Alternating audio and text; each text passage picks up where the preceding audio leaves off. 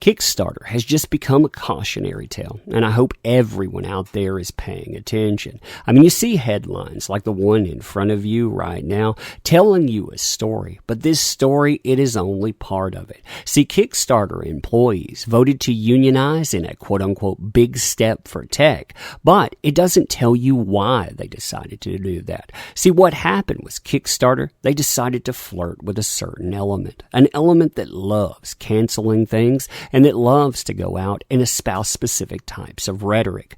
When they were told finally that they couldn't do something, they decided not only to throw a fit, but they decided that they would take Kickstarter down. Does Kickstarter deserve that? Well, you decide. So hey there. So today I want to return to that wonderful world of irony, and I think that this is deliciously ironic because it showcases what happens when you dance with a specific element, and these folks, they have danced and danced aplenty. Now, to adequately explain exactly what transpires, I need to do this in 3 portions. Number 1, I need to introduce you to the mindset with certain people, like I'm going to do in front of you here with this person, comics outreach lead at Kickstarter. Number 2, I'm going to showcase a specific book, the one that causes controversy. And number 3, I'm going to talk about unionization. So for the comic outreach lead here, I want you to pay attention to a couple of things. Number 1, I want you to keep in mind this date, particularly what they have to say around or after that date, but what they say anyhow. I mean, you already know when this person actually gets their job, you know it's going to be chock full of fun because of all the buzzwords you get about promoting empathy, inclusion, equality, great storytelling, wide range of creators, you know, the way that it just comes across, you know what's being said here.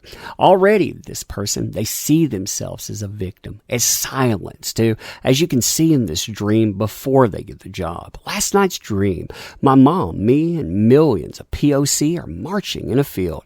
We have to hurry, otherwise our oppressors will catch up. Can you guess what those oppressors are like, by the way? Now we're marching through a graveyard and hoofbeats start to rumble. We look back and see some stragglers running, screaming. White men on horses are mowing people down, of course. My mom and I run, but we lose each other in the chaos. I scream for her, and a man gets off his horse and hits me in the head with the back of his rifle. I fight to stay conscious through the dizzying pain. I scream for her again, and I get hit in the head harder. Basically, it's like using Kickstarter. I pass out and wake up in a Victorian boarding house. I ask for my mother. They ignore me. I ask for a book that either I or my friend had written. They tell me that the book is banned and I can only read from a list of approved books. I wake up and realize the nightmare is real. Dun dun dun, said no one. Ever. So also, you look at this stuff about white creators and all POC cast, and you taking away from the voice here. If you notice the date on this is after this person is installed as the comic outreach lead. They're talking about if a white creator, you're using an all POC cast, I just feel like whose voice are you taking away from? Are you doing right by them? Are you sure they're not characters from a flimsy Bennington ad? Just as POC have to work harder to prove themselves to the mainstream, you have to work harder to prove yourself to us, you know. It goes 2 ways. This is somebody making a proclamation like that in a position of prominence. So as far as the book that sets everything off, well, you see this headline from the Washington Post. How a debate about punching, you see who that is, sparks a fight to create tech's first name brand union. Now, as the Washington Post tells you when they minimize this tale, it begins with a debate about punching. You see that word. Again, remember, it begins with that. And I'll show you the book in just a second. A graphic artist had been raising money on the crowdfunding site Kickstarter to bring a comic book called Always Punch, again that word, to life. But after Breitbart decided to cover this, they wrote a story about the projects, lawyers at Kickstarter decided to pull it down. Now, this is the book that causes the onset of issues, and you can imagine what kind of book this would be. I mean, in the first drafts of this, you actually have it describing a certain political affiliation as that word in there. So, of course, when they're espousing rhetoric about violence, they're pointing it at real-world people, and they're doing so under the banner of Kickstarter. Now, aside from political affiliation being spelled out, you also have a how-to guide that is included in this. How to punch a. And it tells you that they should be punched. As a rational human being, you understand that. But do you know how to correctly throw a punch? Follow these easy steps to make the world a better and less hateful place. Because violence makes the world less hateful. Number 1, find that word, any word out there. Oh, look at that guy right there. He'll do. Then it tells you how to make a fist. You can see the diagram in that. And then it tells someone how to attack. It tells you to square up, how to rotate your hips, and bam, how to do something with that. Then, of course, you need to go and admire your work. And now you keep punching. You never ever stop.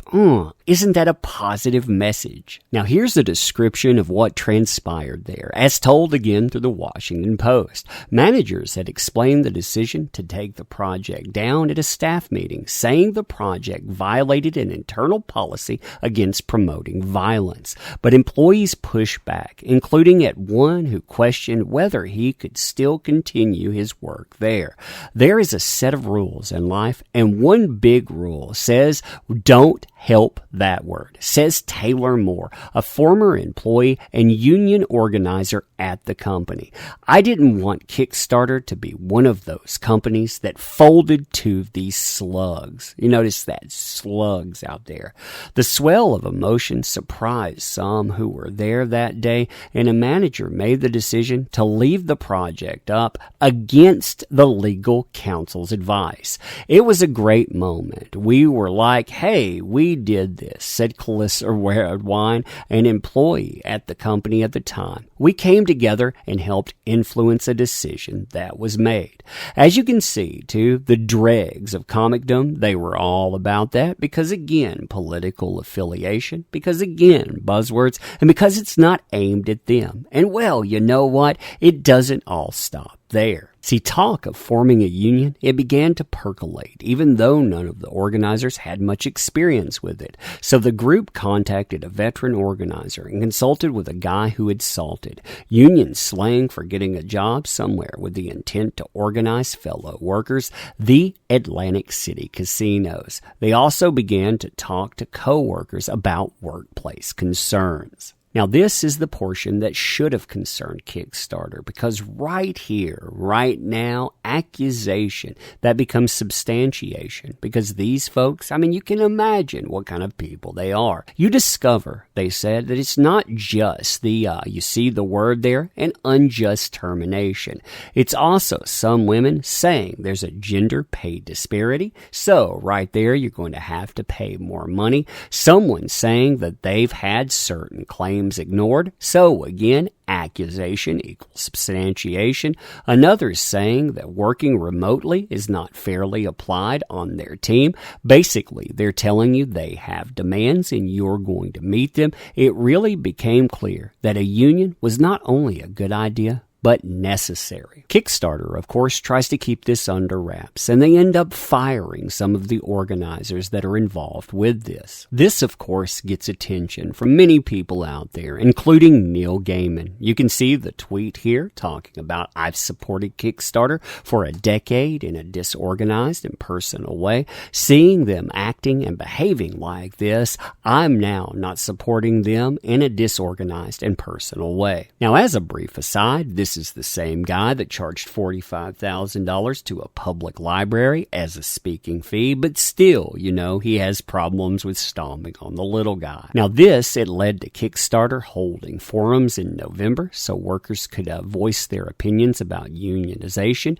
Managers and executives were asked not to attend and stay out of the company's headquarters so employees also could speak frankly about that situation.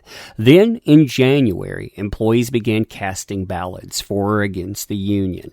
88 of Kickstarter's 145 employees were considered eligible to vote because they were not in managerial roles. 5 did not cast ballots. So, 88 people decide your company's fate. Dun, da, da, fun time. And the margins that decide this, I mean, look at that vote here. 46 employees, they vote in favor of the move. 37, they actually oppose it. So this book in front of you, it leads to that, and it tells you something about the platform.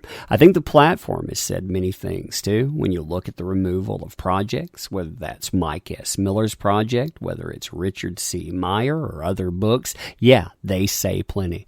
I say something back to. I say, hey, Indiegogo's out there. I like to raise money on that. That's going to be my go-to. But anyway, you tell me what you think. Now, ending this, I want to say very briefly, appreciate your time, appreciate you actually spending it here. You make endeavors possible. If you'd like to support this channel, there's a few ways to do so and links, but basically, go out, subscribe, share. You know that drill by now. I don't want to monopolize your time either. I just sincerely, I want to thank you for it. You do make this stuff possible. So many people forget that. That's their problem. Hey, I don't want to be like them. So thank you again, sincerely, and we'll do this again soon.